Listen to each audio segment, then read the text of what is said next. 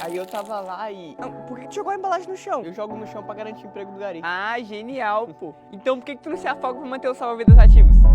Ou come vidro pra ajudar no plantão no hospital? Ou então bota fogo na tua casa pra tirar os bombeiros do trem? Ou assalta um banco pra manter a polícia ativa? Ou melhor ainda, morre logo pra manter o emprego do coveiro? Não, pera aí, também não é assim. Mas pelo menos o que sai da tua boca já tá mantendo o emprego do psicólogo de quem te escuta, né?